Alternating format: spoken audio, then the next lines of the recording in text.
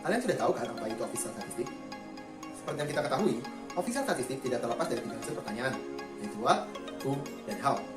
Pada kesempatan kali ini, kami akan mencoba membahas lebih dalam mengenai unsur how yang berkaitan dengan bagaimana statistik tersebut diproduksi, dikembangkan, disebarluaskan sesuai dengan UNFPOS, United Nations Fundamental Principles of Official Statistics. UNFPOS adalah kumpulan 10 prinsip yang mengatur mengenai official statistik dan bertujuan untuk menjamin dari kualitas statistik serta menjaga kepercayaan pada lembaga statistik. Apa saja 10 prinsip tersebut? Tanpa banyak basa-basi, simak penjelasan berikut. Oke Chandra, terima kasih. Langsung saja kita yang pertama itu relevance, impartiality, and equal access. Relevan berarti statistik yang dihasilkan memenuhi kebutuhan pengguna saat ini. Lalu tidak memihak berarti informasi statistik yang dirilis bebas dari tekanan pihak manapun. Dan kesamaan akses berarti informasi statistik dirilis untuk masyarakat umum.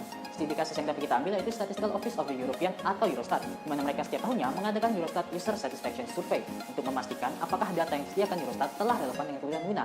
Selain itu, Eurostat juga menerbitkan Protocol on Impartial Access to Eurostat Data for User sebagai aturan bagi petugas serta sebagai jaminan bagi pengguna akan akses yang tidak. Oke Chandra, silakan lanjutkan. Prinsip nomor 2, Professional Standard, Scientific Principles, and Professional Ethics, atau standar profesional, prinsip yang ilmiah, dan etika profesional. Kepercayaan kepada badan lembaga statistik sangat diperlukan, dan hal ini bergantung kepada kepatuhan badan statistik sendiri terhadap prinsip ilmiah.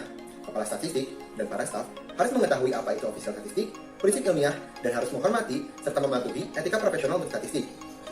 Apabila badan statistik gagal dalam menegakkan standar dan etika profesionalnya, hal ini akan berdampak pada kepercayaan publik terhadap badan itu sendiri. Selain itu, hal ini juga akan berdampak pada lembaga instansi pemerintahan lainnya. Oleh karenanya, badan statistik diharapkan dapat menjaga independensi dan objektivitasnya, transparansi dalam metodologinya, dan juga berkomunikasi secara terbuka dengan publik. Studi kasus, Turki menetapkan Regulation on the Principles of Ethical Behavior of Public Officials and Application Procedures and Essential Data in each statistical domain. Tujuan dari regulasi ini adalah membangun etika budaya yang etis dari pegawai ofisial statistik di depan masyarakat atau publik. Seluruh pihak ofisial statistik harus mampu bekerja sama untuk meningkatkan kepercayaan masyarakat dengan cara menghilangkan situasi yang menciptakan ketidakpercayaan dalam masyarakat. Jadi, dengan kata lain, Turki mencoba membangun standar etika profesional badan ofisial statistiknya melalui regulasi ini. Kita lanjutkan yang ketiga, yaitu accountability and transparency. Official statistik harus memiliki sifat transparansi pada sumber, metode, dan prosedur yang digunakan untuk menghasilkan official statistik yang berkualitas dan tersedia bagi pengguna serta dapat meningkatkan kepercayaan pengguna. Risiko yang terjadi apabila badan statistik tidak memenuhi kebijakan ini adalah hilangnya kepercayaan pengguna. Contoh studi kasus yang dapat kita ambil yaitu pada Statistik New Zealand, di mana mereka memiliki sebuah halaman web yang berisi informasi tentang bagaimana prosedur pengumpulan data dan kode yang digunakan, metode dalam analisa data, informasi tentang integrasi data, dan lain-lain. Hal ini menunjukkan bahwa Statistik New Zealand sudah memiliki akuntabilitas dan transparansi yang baik dalam menyelenggarakan statistik mereka.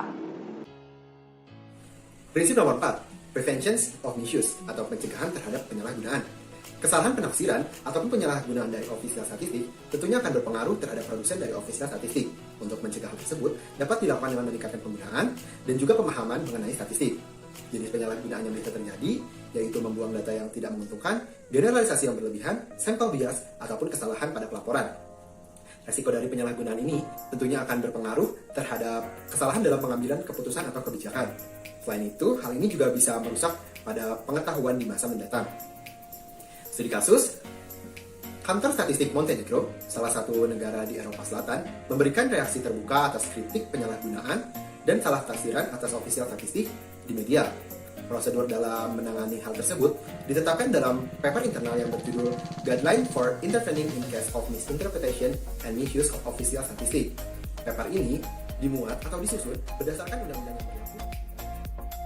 Sekarang kita masuk yang kelima, yaitu Source of Official Statistics. Untuk menghasilkan sumber informasi statistik, diperlukan banyak tenaga dan biaya, baik dari sisi petugas maupun responden. Oleh karena itu, ahli statistik harus menerapkan metode dengan cara yang tidak mengganggu dan memilih sumber yang hemat biaya.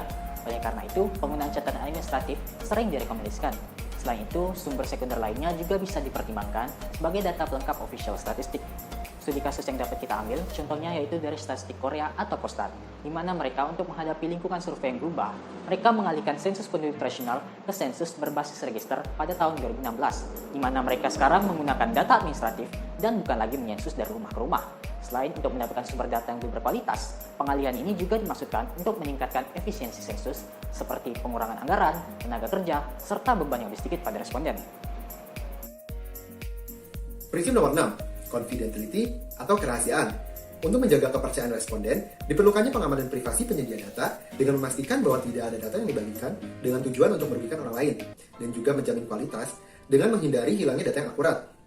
Perlindungan kerahasiaan dilakukan pada setiap tingkat proses statistik, dimulai dari persiapan survei hingga penyebaran hasil statistik.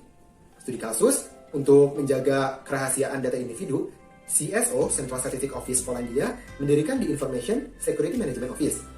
Tugas dari kantor tersebut adalah melayani tindakan koordinasi dari individu dengan layanan ofisial statistik untuk perlindungan data statistik, data pribadi, informasi rahasia, dan rahasia lainnya yang dilindungi oleh undang-undang. Kita masuk yang ketujuh, yaitu legislation. Undang-undang berkualitas tinggi sangat penting untuk menjamin kinerja sistem statistik nasional. Undang-undang tersebut berfungsi menetapkan wewenang dan kekuasaan kantor statistik nasional. Keterbukaan dalam semua aspek produksi official statistik sangat penting untuk menjaga kepercayaan penyedia data dan kredibilitas statistik yang dihasilkan. Studi kasus yang dapat kita ambil contohnya dari Jepang, di mana mereka memiliki suatu undang-undang statistik yang disebut Statistic Act of Japan, di mana pada pasal 55 dalam undang-undang tersebut terdapat ketetapan bahwa Menteri Dalam Negeri dan Komunikasi Jepang harus menyusun laporan tahunan tentang situasi pergerakan undang-undang statistik, mempublikasikan garis besarnya, dan melapor ke Statistic Commission, yaitu organisasi official statistik yang profesional dan independen. Hal ini dimaksudkan untuk memastikan penerapan undang-undang statistika yang adil. Prinsip nomor 8, National Coordination atau koordinasi nasional. Menurut Global Review Divisi Statistik PBB tahun 2013, tidak peduli apa pengaturan organisasi yang digunakan untuk menghasilkan statistik nasional. Kegiatan koordinasi statistik harus tetap dilaksanakan untuk menghindari duplikasi pekerjaan, meminimkan beban responden, dan juga untuk memfasilitasi integrasi data dari berbagai sumber melalui penggunaan standar statistik. Peningkatan implementasi pada prinsip ini akan meningkatkan efisiensi pada statistik itu sendiri. Studi kasus, Amerika Serikat telah banyak mendirikan kelompok yang menyediakan koordinasi, baik yang antar pemerintahan maupun yang non-pemerintahan. Seperti contohnya ICSP, The Interagency Council on Statistical Policy, badan yang berisikan kepala badan statistik dari setiap negara bagian. Lalu yang kedua ada FCSM, yaitu The Federal Committee on Statistical Methodology, yang beranggotakan pakar-pakar dari setiap negara bagian, memiliki tugas untuk menginformasikan serta memberi nasihat kepada the Office of Management and Budget, serta kepada the ICSP. Lalu yang ketiga ada di Committee on National Statistics, merupakan badan pakar yang non-pemerintahan. Ketiga badan tersebut berkoordinasi secara nasional untuk menghasilkan official statistik yang berkualitas. Masuk ke poin yang ke-9, yaitu use of international standards. Tanpa standar dan metadata umum, tidak akan ada perbandingan data antar agensi yang berbeda. Hal ini berlaku baik dalam negara maupun antar negara. Hal yang ingin dicapai yaitu data yang sebanding. Jika data tidak sebanding, data akan kehilangan utilitasnya. Jika data sudah kehilangan utilitasnya, agensi yang memproduksinya akan kehilangan relevansinya. Tujuan prinsip dasar ini adalah untuk memastikan bahwa official statistik tetap relevan bagi pengguna dan memberikan nilai moneter yang baik kepada pemerintah nasional. Contoh studi kasus yang bisa kita ambil, misalnya dari Turkish Statistical Institute, di mana mereka melakukan adopsi terhadap Sistem Generic Statistical Business Process Model, atau yang bisa kita singkat GSBPM, di mana sistem ini telah digunakan oleh beberapa organisasi official statistik di dunia untuk mengelola produksi official statistik. Sejalan dengan ini, Turkish Statistical Institute juga membentuk struktur organisasi baru berdasarkan GSBPM. Prinsip yang terakhir yaitu International Cooperation atau kerjasama internasional. Secara umum, kerjasama internasional tidak dilakukan hanya dengan satu arah, melainkan memberikan keuntungan kepada para pemberi data dan juga kepada pengolah data. Seperti misalnya, sebuah proyek memberikan pekerjaan kepada para statistisi. Di sisi lain, para responden akan mendapatkan data yang berguna untuk proses bisnis mereka. Lembaga statistik harus secara aktif berpartisipasi dalam forum diskusi utama yang membahas tentang statistik, seperti misalnya Komisi Statistik Perserikatan Bangsa-Bangsa, untuk memastikan peningkatan statistik yang berkelanjutan di tingkat internasional. Selain itu, perlu pula kerjasama dengan sektor swasta untuk mendapat dukungan dalam penghasilan data. Studi kasus, Badan Ofisial Statistik Nasional Mongolia telah memperkuat kerjasamanya di tingkat internasional dengan fokus pada penguatan kapasitas sistem statistik nasional.